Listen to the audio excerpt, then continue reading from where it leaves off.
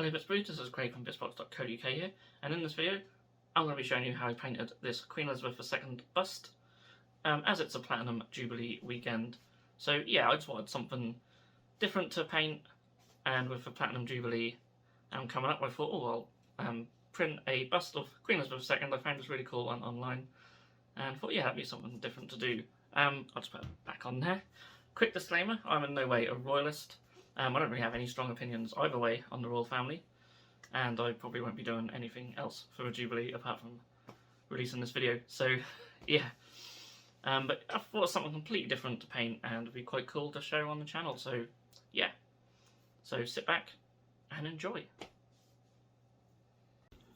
So I printed on my Elegoo Mars 3 printer, which I've been enjoying using quite a lot. And as you can see, she turned out really good. So this is a hollow print. There's lots of drainage holes in the bottom.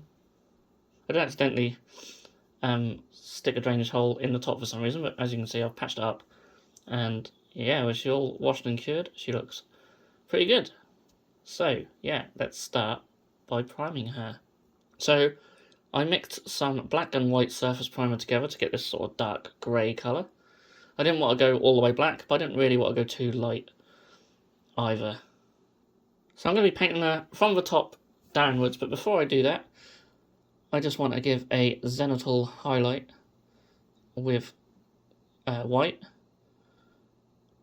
So just coming in with a white primer here,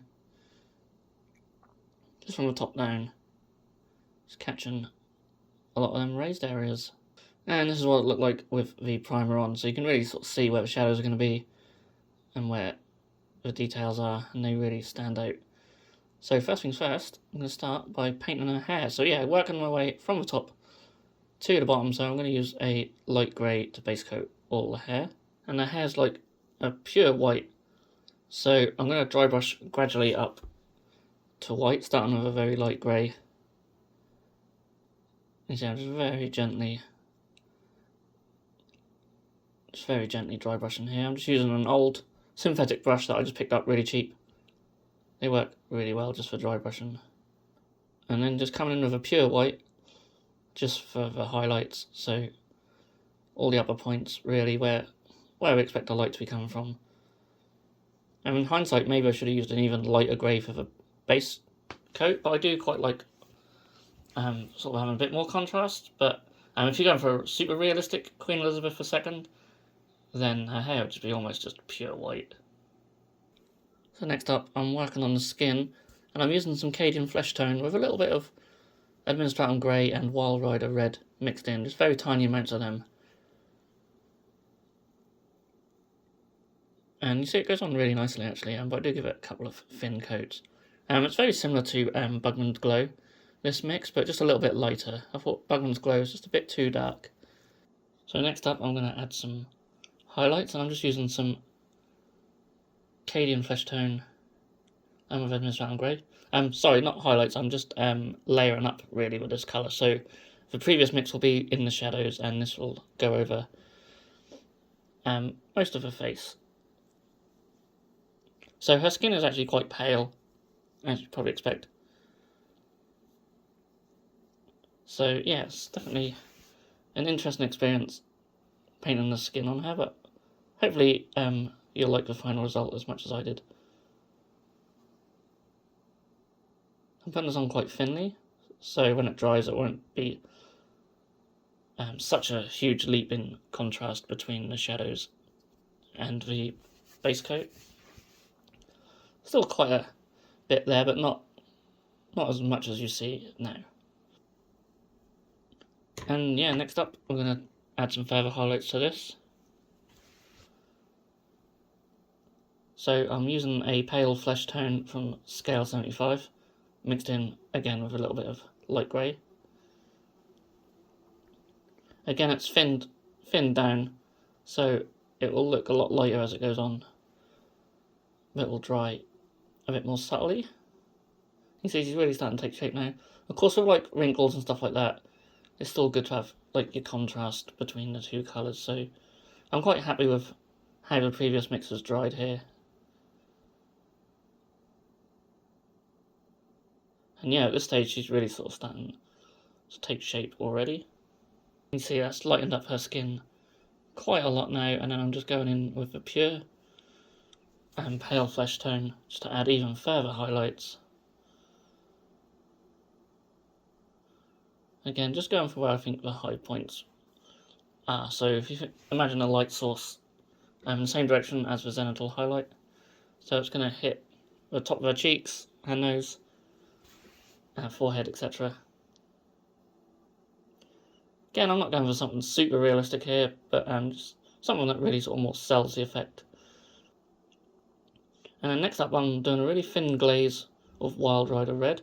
This is just for the bags under her eyes, and just her crow's feet as well. And just adds a very subtle little tone of red there. And sort of feather out into the cheeks as well. And a little tiny bit on the cheeks, but not too much. And glazes are great just for adding those subtle little bits of colour, and it works really well on skin. You know, human skin has lots of different colours in there. It's not just your sort of peaches and pinks or your browns. You know, you have reds in there, sometimes blues and purples, so it's really interesting. And yeah, certainly this glaze I think really helps. Okay, so at this stage I've already painted her eyes. I had to do that off camera because they're very tricky to sort of do with the detail, but I'm now painting her eyebrows. So I'm using a grey, and I've thinned it down just a bit less than I would with a glaze. I want it quite thin, but not too thin, so it's a glaze consistency. Now I'm going to paint all her pearls and her brooch. These didn't really come out as well as I'd have liked. I started with like a sort of creamy bone colour. In hindsight, I maybe could have done a grey again. And then I mixed up a very sort of light cream colour, just to pick out each individual one. So I very carefully just picked out each individual one. And then I took this little bit of iridescent medium and just lightly applied it over each one. This gives it just a little bit of a sort of glittery shine. You also notice that off camera I did just go over them with a little wash just to darken all the recesses between them, just to help you see each individual little pearl. So all that's left is to paint her top. So the reference photo I was using, she is wearing a blue top. She always wears really bright colours, which makes painting her even more interesting.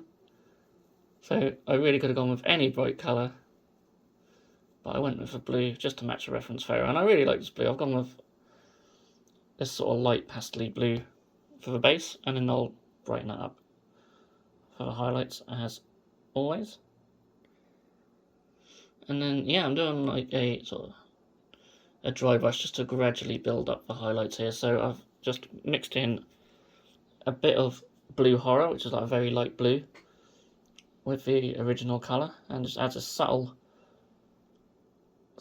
highlight for our first highlight.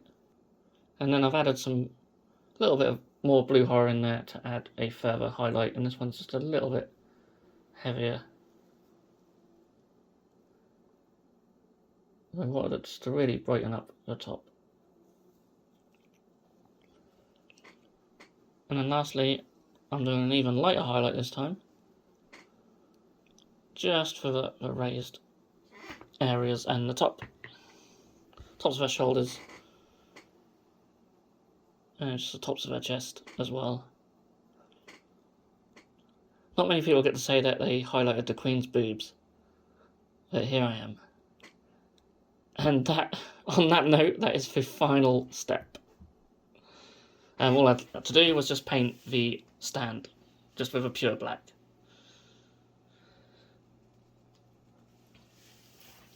And here she is. So yeah, something very different for the channel. I do paint some things that aren't always Games Workshop related or miniature wargaming related. And I do want to do more busts and things like that. And yeah, I really enjoyed painting this. Obviously it's on a larger scale to what I'm used to as well, so that's really cool. Yeah, I really like how she looks. I wanted to try and do a bit more of a realistic paint style on it, but I think I've sort of ended up defaulting back to my normal style, which doesn't have the smoothest of blends or anything, but I think it really works and really makes her face stand out. And yeah, I'm happy with the result anyway, and yeah, I don't know what else to say really. I've enjoyed painting this miniature. I hope you have enjoyed watching the video, and if you have, do feel free to give it a thumbs up. You can subscribe to our channel if you haven't done so already. We do lots of painting videos, conversion videos, and such. And yeah, thank you so much for watching, and I'll see you all in the next video. If you enjoyed this video, then please feel free to subscribe to our channel if you haven't done so already. You can also click that bell icon to be notified when a new video has gone live on this channel. On the screen now are 2 more videos that you may wish to check out, and a link to our Patreon page also. Thank you so much for watching, and we'll see you again soon.